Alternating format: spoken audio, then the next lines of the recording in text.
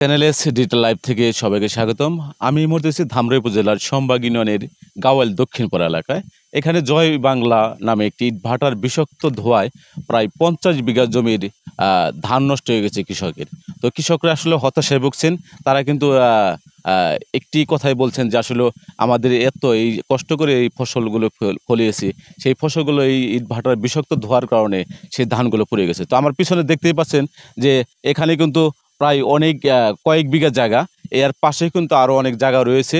সেই জায়গাগুলো কিন্তু এইভাবেই কিন্তু পুরো ধান কিন্তু পুড়ে গেছে এই ইটভাটা বিষাক্ত ধোঁয়ার কারণে।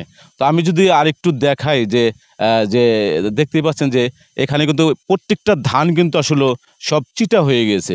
এই গত 2 দিন আগে কিন্তু এই বিষাক্ত ধোঁয়ার কারণে কিন্তু এই ধানগুলো কিন্তু সব পাতা দেখতেই পাচ্ছেন যে মরে গিয়েছে এবং এই ধানগুলো চিটা হয়ে গেছে। তো আমি যদি আসলে এখানকার যিনি কৃষক রয়ে গেছেন, কৃষক যিনি রয়েছেন, তো কৃষকের সাথে যদি কথা বলি যে আসলে তাদের কি পরিমাণে কি ক্ষতি হয়েছে এই ধানের ইটভাটার বিষাক্ত ধোঁয়ার কারণে। তো আমাদেরকে যদি একটু জানান যে আসলে আপনার কি ক্ষতি হয়েছে, কত বিঘা জমির ধান নষ্ট হয়েছে আপনার? আসসালামু আলাইকুম। আমার এই জমিটা 35% জমি। এই জমিটার উপর আমি নির্ভরশীল। এখন এই আমার জমি ধান দিয়ে আমি সারা বছর চলি। এখন আমার তো পুরা জমিটা মার গেছে। এখন আমি বপুলা বানিয়ে কিনে খেয়ে বাঁচবো। এই ব্যাপারে নিয়ে আমরা ওই কাউন্সিলের যে ছিল আপনার ব্লক সুপারভাইজার, একে জানানো হয়েছে। সে এসে দেখছে, দেখার পরে আমাদের এলাকার সবাইকে নিয়ে বসছিল। বসার পরে তারা আজ পর্যন্ত আমাদের খোঁজখবর নেয় নাই। তারা একবার বলছিল যে আমরা ক্ষতিপূরণ দেবো, এই বলে আর আমাদের পাশে আসে নাই। তো এখন আমরা কি করতে পারবো? আমাদের যদি একটা ব্যবস্থা করে দিত চলার মতো, তাহলে আমরা চলতে পারতাম। এই মুহূর্তে তো আমার আর কিছু করার নাই। এই মুহূর্তে আমি কি করে চলবো? এই ক্ষেত্রে আমার শেষ। আমি কি করে বাঁচবো?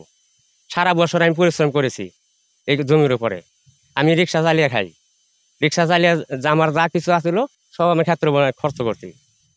এই বিষয়ে কি আপনি কোনো উপজেলা প্রশাসনকে কাউকে অবগত করেছেন কিনা এই ব্যাপারে? না, এই ব্যাপারে আমরা শুধু ওই আমাদের যে সম্ভাগ ইউনিয়নের আছে ব্লক সুপারভাইজার, ওনাকে জানাইছি। ওনা এসে দেখছে এবং কি বিড়ি করে নিয়ে গেছে।